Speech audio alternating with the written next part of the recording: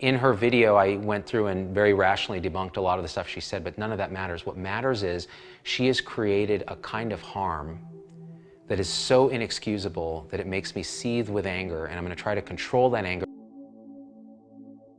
Here's why what she said is not just wrong, it's hurtful.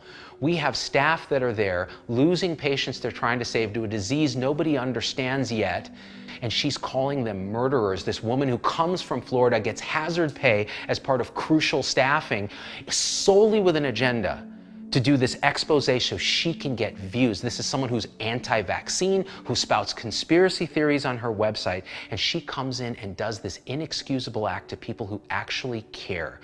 She's a con artist who's using other people's suffering to further her own fame.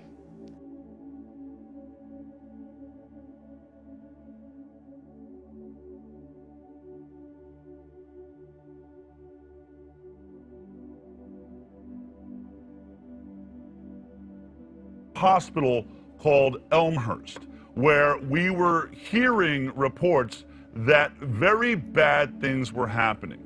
Well, there is a nurse that, a very talented nurse in Florida, that decided to go up and help up in New York, and went up to New York and got placed inside of the ELmhurst Hospital.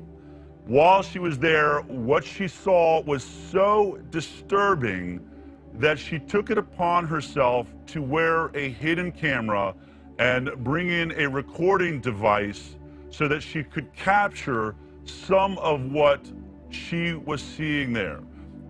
She began by telling us one of her most disturbing findings, that people who had repeatedly tested negative for COVID were being described as COVID confirmed. Not detected. They test for a second time, 5/4/2020, at 17:59, not detected. So both of those are negative. Scroll up to the top. This is my patient. They are on a vent and they are being called COVID-19 confirmed. So not detected here, but so it's presumptive. Now they're all... They are detected. They're saying it's positive. Not detected. But it's not detected. Say. What does that mean? So you said that they were vented immediately upon being brought in, is that? Yeah, so and they tell them pretty much that if they don't get on a vent, then they're probably not going to survive. But the reality is, if they get on that vent, the likelihood of them walking out the hospital is slim to none. You're saying they're putting non-COVID or COVID rule out with definite COVID patients? Yes. So I was only wondering, because like I was looking at like all the patient rooms, and like this patient is in with like a non-COVID. I don't understand why they're doing that. I know. There's 4 patients in a row here. Yeah. Non-COVID. And this is supposed to be the COVID place. Yeah. Because 7th floor, they've shut it down. That's right. I'm confused. And then they're going to have non-COVIDs there. Yeah. This is going to be the only COVID, so they shouldn't put any non-COVIDs here. Well, that's what they've been doing. I have that right now happening. And like the guy over in... I had 226 yeah. that were 2 negatives. And they end up positive. Like the guy over in 29, I had him upstairs because I was on CCU before it. Yeah. And he came in with a stroke. I know, that's what 26-1 was, a stroke. And Nothing no to do with COVID. Nothing to And do now he's got COVID and he's on a vent. Well, because we gave it to him here. And all these nurses feel the same exact way, but everybody is afraid to speak out for the reason that they're threatened with obviously being sent home. If you ask, questions, if you try to, stick up for your patients and advocate for your patients like nurses are supposed to do, you are reprimanded. And, they say over and over, don't make any problems, keep it easy. We don't want to get kicked out, and a lot of it is just based around either being scared of what's going to happen to you or, they don't want to lose that paycheck. Wow, and it's actually, my understanding is you were in Florida, you were a nurse there, you were involved in treating COVID-19 patients there, correct? Correct, yes. Now, was there a difference that, like, we just heard a report about hydroxychloroquine. There's a huge, Lancet Papers just withdrawn this study that said that hydroxychloroquine was dangerous. Were they using hydroxychloroquine in Florida where you were? Absolutely. So we use the hydroxychloroquine and we use the zinc. And when I arrived in New York, I found out very quickly that that was totally off limits. And if you did, or any provider did prescribe it, it would be grounds to be fired. Where was that coming from? How high up did that go? So it was from Governor Cuomo, and that was as early as March, right around March.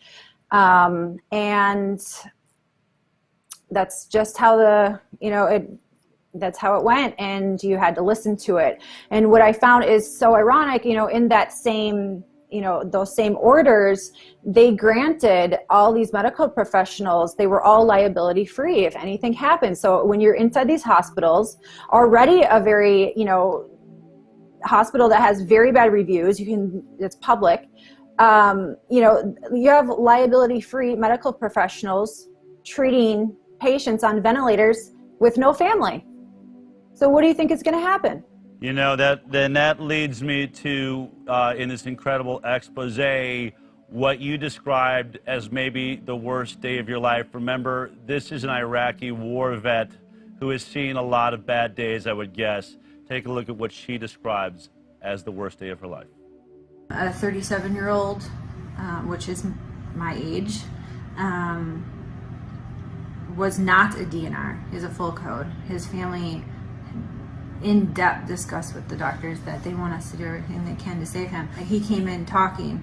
He was very terrified. He was just like, totally alert, knew what was going on, and they convinced him to be on a vent.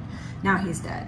But the doctor said when I got into shift that if he codes that we are not to resuscitate or try to save him.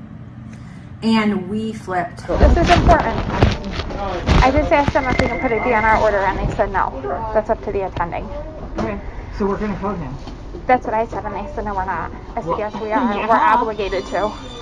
So then you got to say something though, like it's our license. Unfortunately, you guys got to put in an order, just something. That's what I said. Yeah. I said I'm obligated. Yeah. What did she say? So then she's like, the higher up said. I said, I don't care what they said. What higher up? God? We don't have a God here making decisions. I said I don't care what they said. So we're supposed to.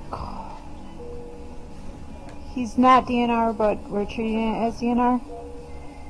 Basically. Does his family know?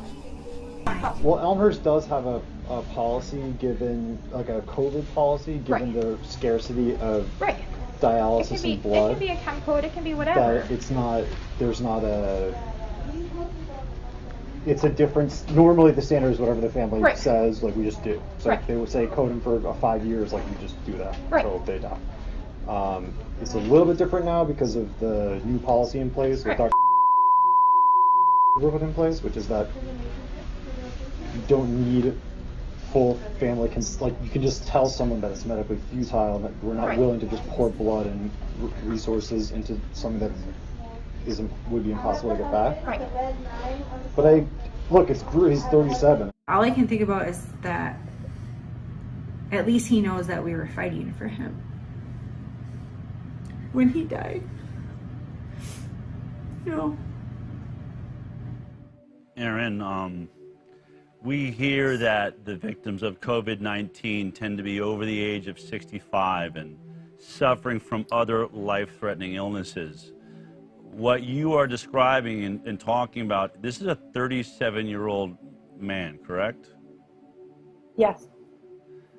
And as a nurse, it seemed, look, I understand there are scenarios where, you can't resuscitate or it really wouldn't make sense. Someone is so far gone. But can you tell me what it was like to be hearing that and going through this over a young man with his whole life ahead of him, a family that is unable to visit and see how he's doing? You're the only person representing that family in that moment, are you not? I mean, he's all that we had, he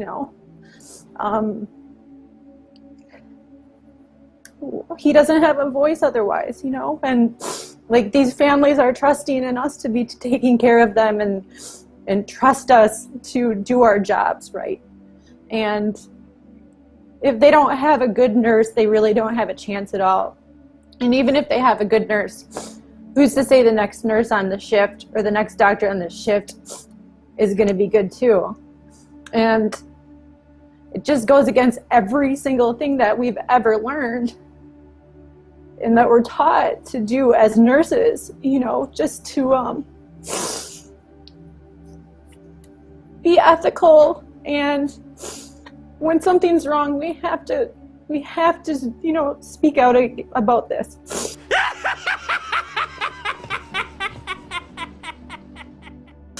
I am literally telling you that they're murdering these people, and nobody will listen to me. And they all know what's happening. They all agree with me, and they all just shake their heads. And I'm like, am I the only one who is not a sociopath? The guys are like, my patient's going acidotic. We need to do something about this before his kidneys shut down. Give him some bicarb or something like that. And this is what they do. They let the patient's blood get acidotic.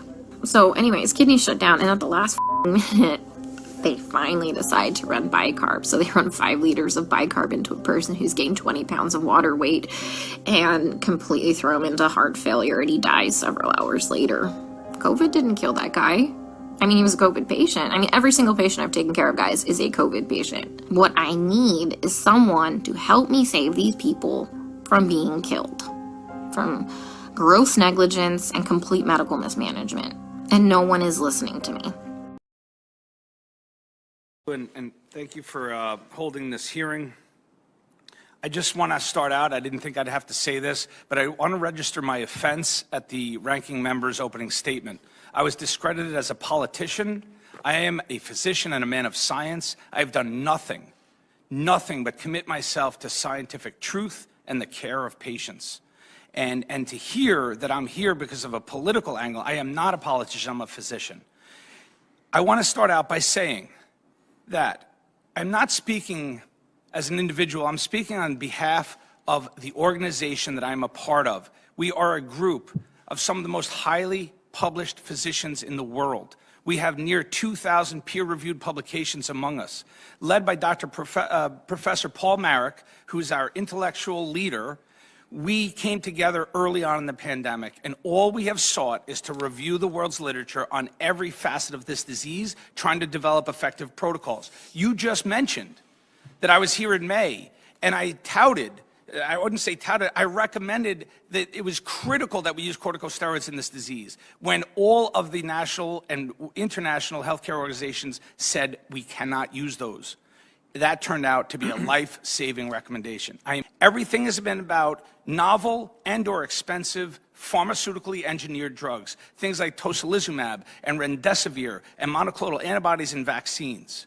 We have 100 years of medicine development. We know we are expert in all the medicines we use, and I do not know of a task force that has been focused on repurposed drugs. you.